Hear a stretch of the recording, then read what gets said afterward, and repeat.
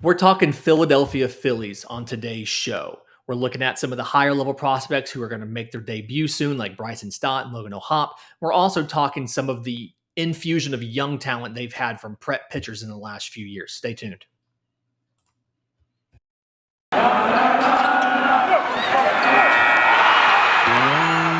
You are Locked On MLB Prospects, part of the Locked On Podcast Network, your team every day.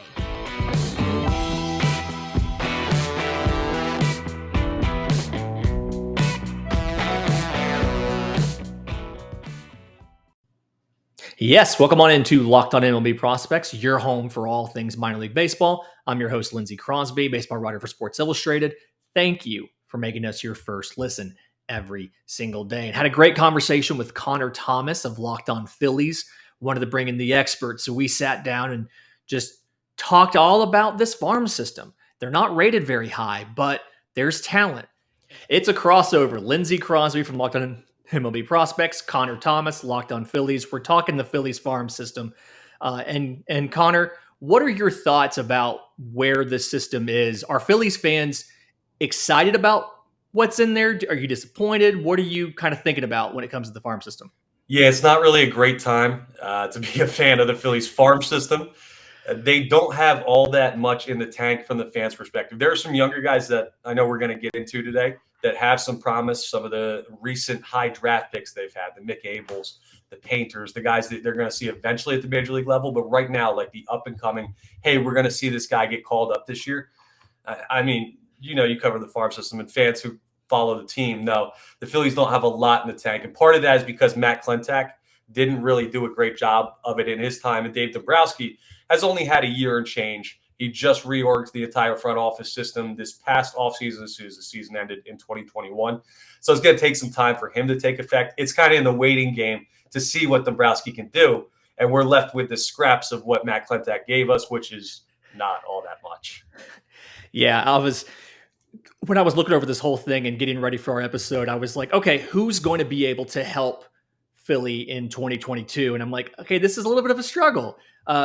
Obviously, the big guy, Bryson Stott, shortstop, second baseman, 2019 draft pick out of UNLV. And whenever you have a minor league, like the minor league player of the year for your organization is always somebody that you have to feel good about the year after they win that award. And he absolutely, 299, 390, 486, 16 homers, 10 stolen bases, really played well. And he went all the way from single A up to a 10 game cameo in AAA, made the Futures game, went to the Fall League. You feel like he's ascended rather quickly, but it's worked out for him. I mean, he's gotten better plate discipline at the plate. He's picked up on the power, and I think he can debut in 2022. My question for you, I think, kind of would be if Bryson Stott is as good as he looked last year, which is still a question because he went through a lot of levels last year. What do the Phillies do with Didi Gregorius? Is that something where you find places for both of them to play? Do you move on from Didi, dump the salary? What happens there? So Didi's in the last year of his deal. So that's the only reason the Phillies already haven't moved on for him. Or I think they would have following what he did in 2021. He had a really down year. He had an elbow issue that was really from opening day on that I think hampered him a lot. But still, he just wasn't the same guy in the field. He didn't give them all that much at the plate either. And it sucks because he looked great in 2020 in his first year with the club in the shortened season. Then he came out and he was disappointing. So I don't think they'd have any reservations from putting Bryson Stott in that spot. If he looks as good at AAA, and then if he gets the call up this year, I think he's absolutely going to be a guy they want to look at because Didi's gone after this season anyway. And there were points last year where they were trying. They went and got Freddie Galvis right before the trade deadline to take some time at that position because they didn't trust Didi there. I don't think they'd have any trouble moving on to put Bryson there and get him used to being the future of shortstop in Philly.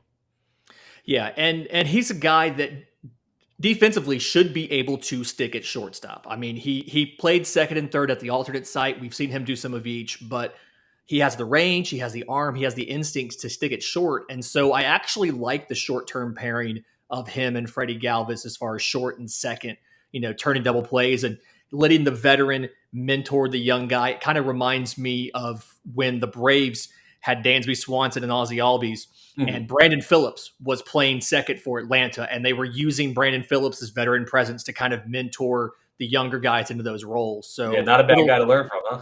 exactly not yeah, Freddie Galvis, not a bad guy to learn from.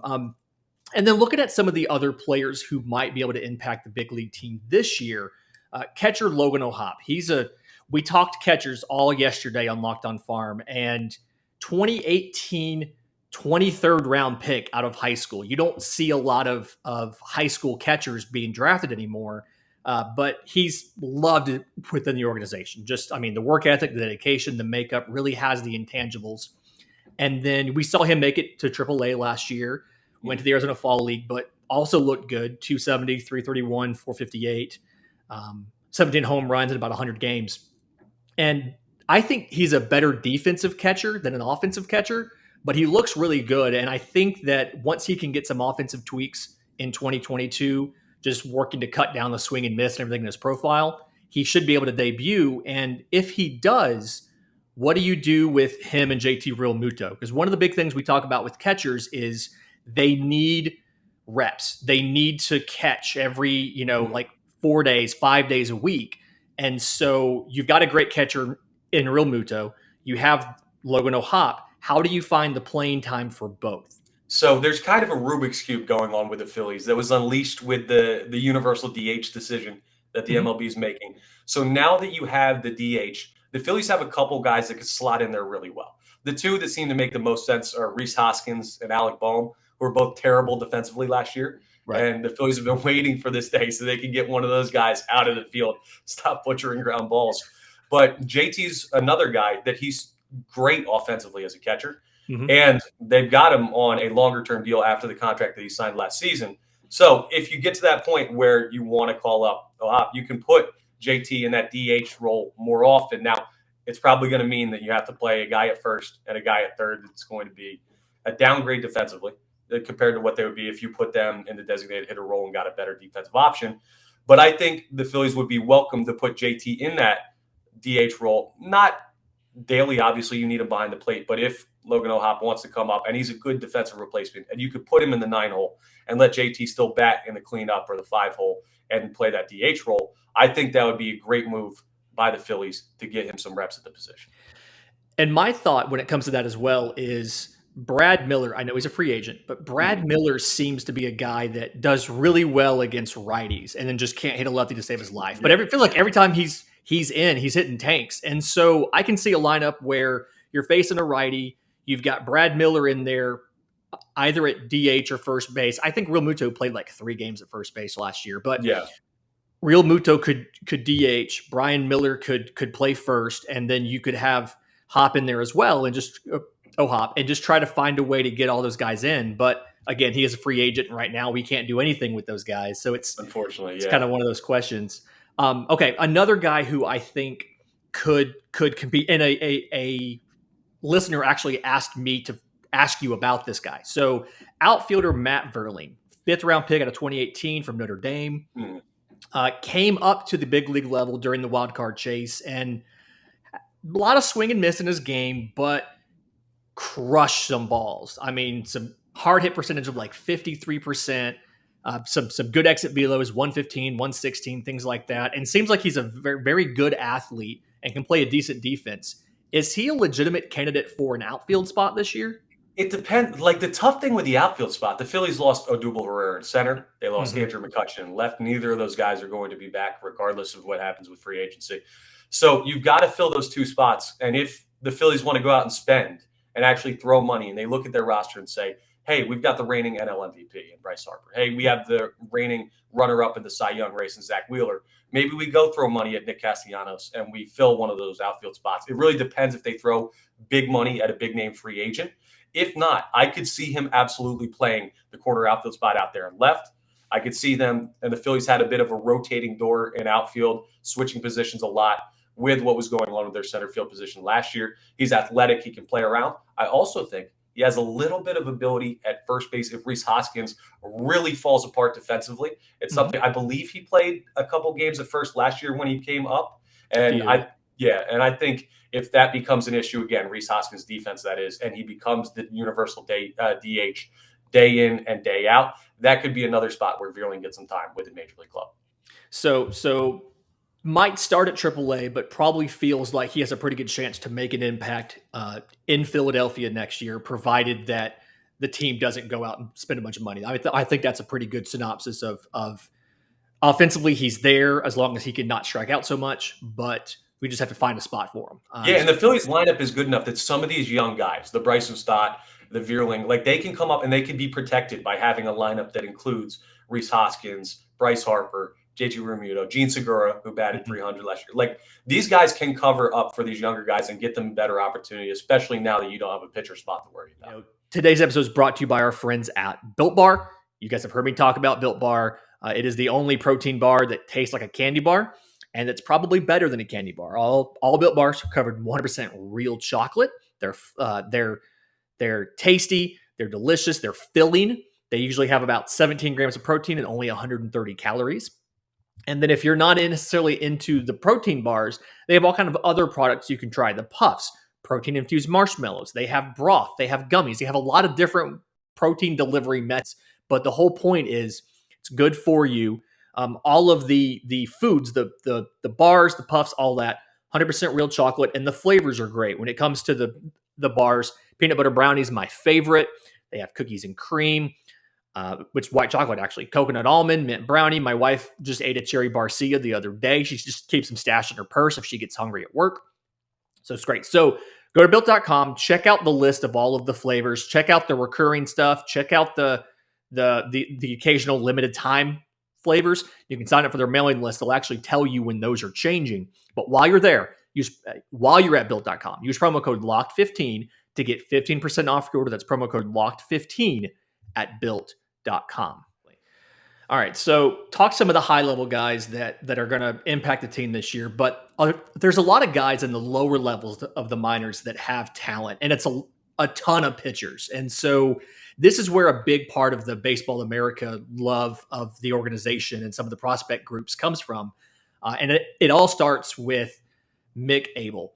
6'5", 190, first-round pick in 2020 out of high school. So we have a thing on my show about prep pitchers having a little bit more risk of their profile. But he's a guy who, despite missing some time last year with a shoulder injury, just feels like he's got 4 really good pitches and the right work ethic to make it work and be a front to middle of the rotation kind of guy.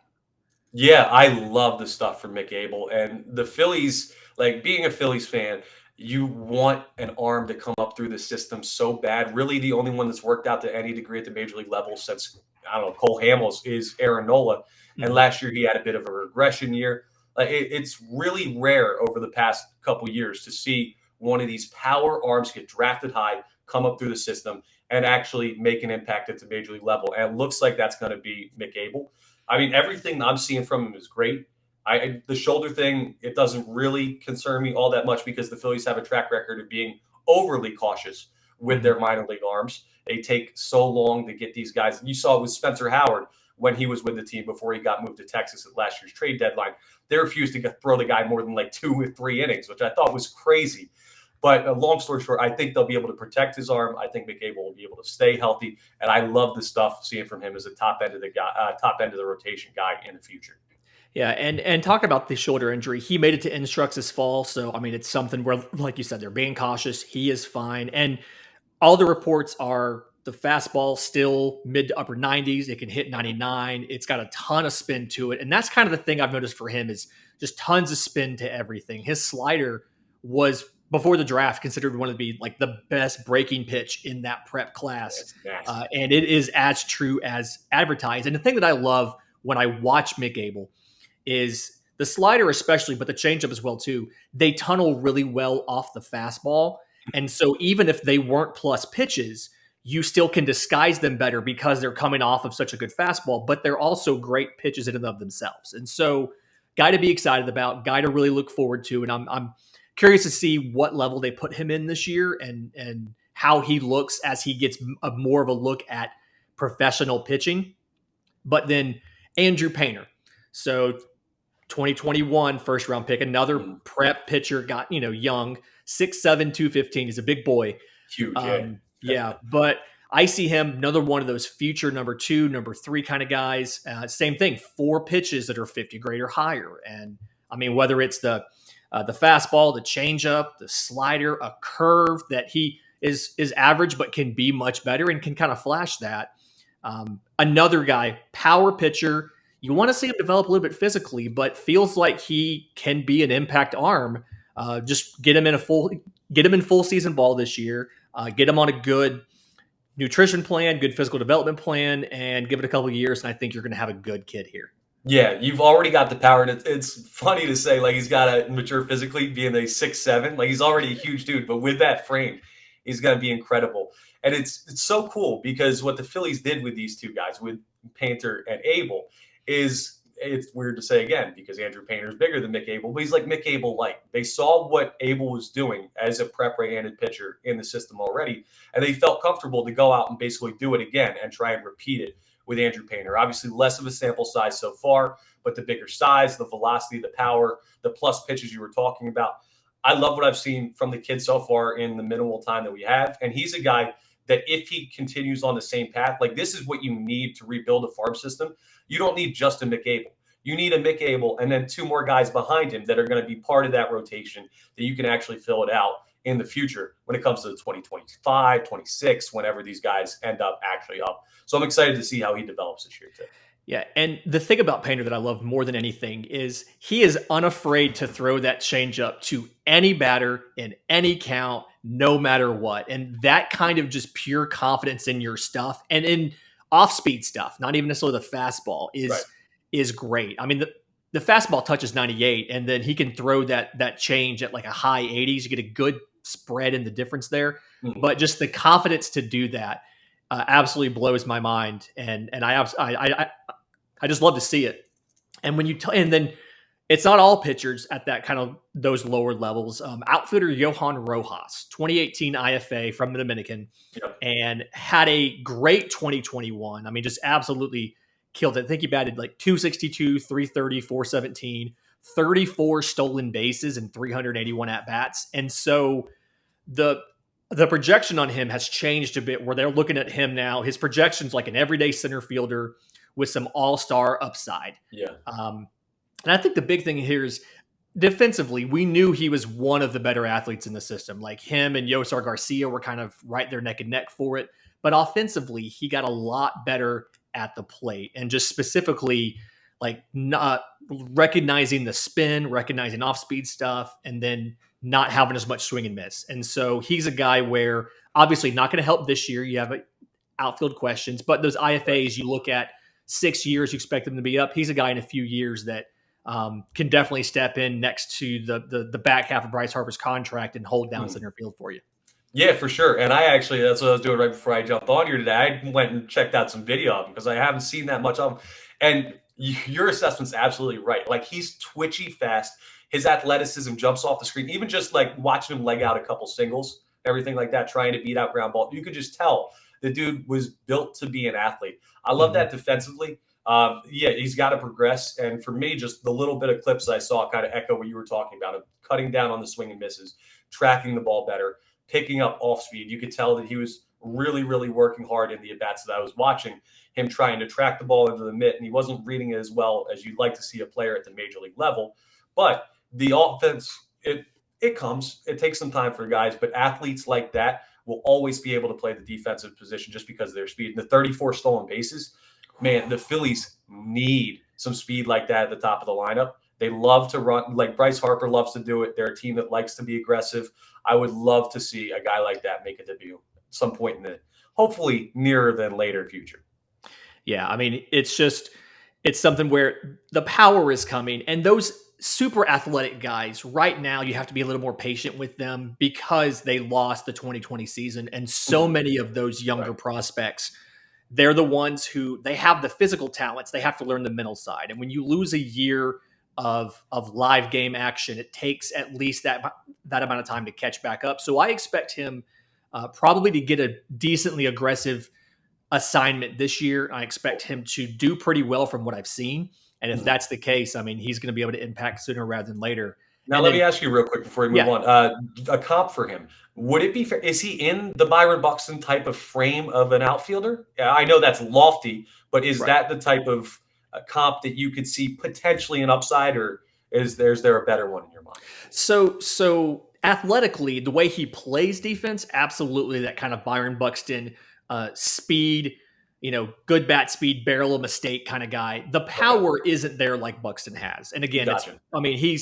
he was a 2018 signee. They signed at 16. He's 19, 20 years old. That's going to come, but Right. he has the bat speed to pick the power up. But Okay. watching him play defense, he very much reminds me of kind of like the gliding motions that a Byron Buxton has, just with that plus speed. He Yeah. has a really good arm as well. And so I think that's a good comp for him, provided that one, Buxton stays healthy, and then provided that his power comes. That's a pretty decent comp. Yeah, I Hey like man, that. I'll take Buxton in the field, even if he's not Buxton at the dish. I would love that, and I'm sure Phillies fans would too. Absolutely. And another guy who is kind of the opposite of Johan Rojas, but somebody who I've actually had a chance to see personally a little bit, is outfielder Ethan Wilson. So second round pick out of South Alabama last year, 6'1", 210. Probably going to be a left fielder. And like I said, kind of the opposite. He has the power, Yeah.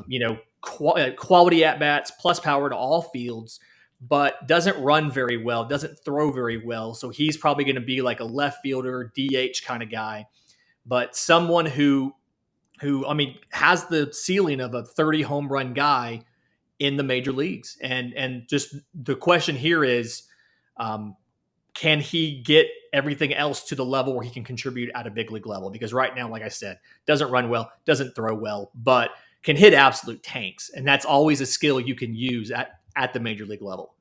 Yeah, no doubt. And the Phillies certainly need that. They've had, I think, 4 different pitching coaches in the past 5 years because they got caught up in this whole launch angle, like fanatical time period, which that's a whole nother conversation. The point being, Mm-hmm. they've lost some of the power that they saw from guys coming. Reese Hoskins had a stretch where he was trying to figure out his swing. They lost the power at it. Alec Boehm, you see a big guy, big, lanky, rangy guy that feels like he should be able to hit from power. Hasn't done it at the major league level. To have a prospect that can come up and be one of those 30 homer guys. And if he gets up there to the point where like Bryce Harper is still playing at this type of level or close to it, having another guy in the outfield that could be that power bat, that would be awesome to add that to the lineup. I mean, especially in Citizens Bank Park, he'd be hitting nukes. Would love it. Yeah. And he's one of those guys that definitely benefits from adding the universal DH and having one more spot for an offensive first guy. Right. Today's episode is brought to you by our friends at BetOnline. And football is over for the season. Basketball still in full steam, though, both pro and college hoops. And so whether it's latest odds, player performance props, things like that, betonline.net is your number one spot for all your sports betting needs. And it remains the best spot for all of your sports scores and news. And if you're not a fan of basketball, that's fine. BetOnline.net is your source for hockey, boxing, UFC, right down to Olympic coverage. I think the Olympics are still on. I usually watch a bunch of curling, and that's about it from the Winter Olympics. And I've barely caught any Olympics this year. The time zone difference is just too hard. But if you're a big Olympic person, you're big into that, betonline.net has stuff, has Olympic coverage on there. So head to the website today, or you use your mobile device to learn more about the trends in action, because BetOnline is where the game starts. But you touched on Alec Boehm. I kind of want to get into a conversation about the big league roster if we can for a minute, because Sure. we have some of these guys that we've talked about, Alec Boehm, Aaron Nola, who maybe necessarily didn't have the best seasons in 2021. Can Alec Boehm rebound? Is it realistic that he gets back to the Alec Boehm that we knew of, maybe with the new hitting coach, or is it something where he's probably looks closer to he probably is closer to who he looked like in 2021 versus previous years? Yeah, that's the $1,000,000 question. And I don't know that it's the hitting coach. I think it's always been a mental type of thing for Alec Boehm. And I think where it starts is his defense. Mhm. Last year, his issue, he was hitting the ball all right to start the year, but was terrible defensively, basically opening day to when he was sent down, which was to be in the conversation for NL Rookie of the Year in 2020 and then be sent down the next year because you can't hit anything and you can't field anything is a huge drop off. The good thing is, and I think if I had to bet my money, he probably sees in the first 2 months of the season the most time at the designated hitter position for the major league club, because I think that defense weighed so much on his mind. It took him fully out of his approach at the plate. Instead of attacking the baseball, He was just kind of swatting stuff the other way, and it really just ruined the whole profile of who he is as a player. Without the defense weighing on his mind, I think he's the best option to put at DH because he could just focus on building that approach, getting back to the guy that you saw in the shortened season in 2020 that would hit for a little bit of power, but was just a clutch hitter, hit a solid average for a guy who had just gotten called up. I think he's going to benefit more than anyone else on this roster from the universal DH. And I think that mentality, I don't know that he is what he was or he's going to be this year, what he looked like he could be during his rookie season. But I think he gets closer to that than what we saw last season when he completely collapsed. Valid. That's good. That's good. And when we're looking at the big league squad, also I have to ask about some of the pitchers. So Ranger Suarez moves to the rotation and 1.36 ERA. Is that repeatable? Because when I go back and I look at some of the advanced stats, and folks who watch my show a lot know that I'm not as big on the advanced stats. I like the in-person scouting and the written reports. But when you look at some of the advanced stats, like the fielding independent pitching's like 272. There's a big discrepancy there. And so it feels like he's going to regress a bit to the mean. Who is the real Ranger Suarez? Is he the guy we saw in 2021 starting? Is he the reliever we saw in 2019? Like, who is the real guy? He's more the guy that we saw last year than what we saw when he was in the bullpen.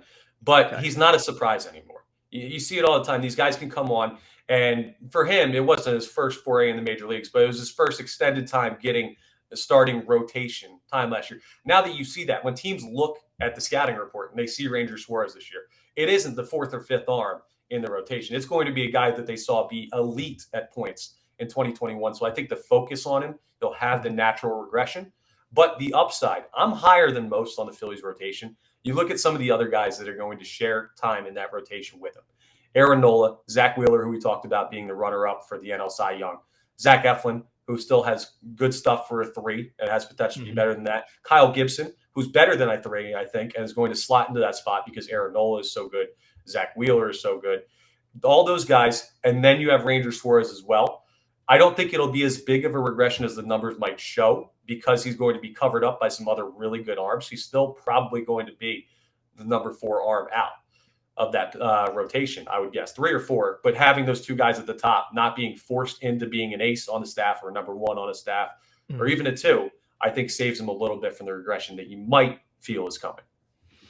Okay. I mean, it's something where I want him to be good. When I look at the division as a whole and I kind of look at, what everybody has, you have to respect that the Mets have Jacob deGrom and Max Scherzer. I mean, I'm not going to respect it. You don't have to make me respect the Mets.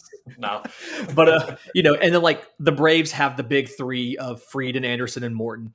But I think top to bottom, the Phillies rotation feels like it's the most proven of all of these teams as far as the 1 through 5 with who these guys are and who we know that they are. Like the Marlins have a lot of talent, but a lot of unproven talent in the rotation. So not to put you on the spot, I know I don't want you to get, mad with your listeners or anything, but me kind of looking at like from the outside at the division and trying to project out where I think teams will go. I see Philly as this is kind of the year for them to figure out some of the position player spots.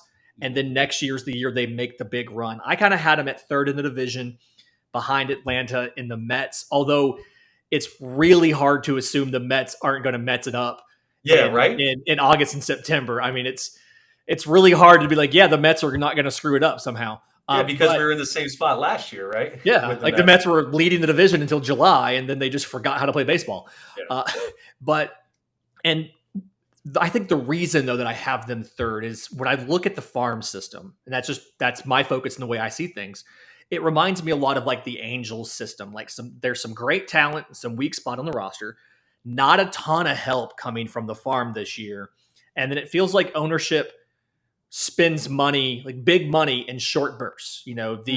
Obviously the Bryce Harper deal, the Real Muto extension, but doesn't consistently spend a bunch of money to plug holes at the big league level. And so without knowing for sure how much the pocketbook's going to open up after the lockout's over, it's hard for me to move them up somewhere from like an 83 and 79 or something like that. Well, they were fifth in payroll last year, so they did spend they were spending a good amount. But you're right; it's spread out. They spent a lot on Bryce Harper, took some time off, spent a lot on JT, took some time off, and in between that, the JT extension. I mean, in between that, they bring in Zach Wheeler and throw him some money. But you're right. I can't really argue with them being third in the division. I'm sorry out there to the Philly fans listening that want me to say, "Oh yeah, first they're going to be a hot team. They're going to win the World Series." I can't argue it because the Mets are so talented, even though they have that black cloud hanging over the organization. The money that Steve Cohen has just thrown at his baseball team is unbelievable. I do think, though, if they're going to catch one of those two teams, I'm really, really interested on one man's future, and that's Freddie Freeman. Depending on where he ends up, I don't care about the talent that the Braves have. I don't care what Austin Riley did, what Ronald Acuna is when he comes back. I don't care about any of that because the leadership with a ball club like that is so young, despite winning the World Series last year, there's still a largely younger team. If you lose the leader in your clubhouse in Freddie Freeman, who also is like an MVP 2 years ago, a great player, that team could totally regress. They could be a totally different field. And we know how important clubhouses are for baseball, maybe more so in any other sport because of the length of the season. They're a totally different team without him. So until he actually inks a contract to keep him in Atlanta, I think the Phillies might be able to make a little bit of noise compared to the Braves, but I can't argue at the current time, assuming he's back, with your projection of third. That makes perfect sense to me, and I'm about right on with what you were saying. Yeah.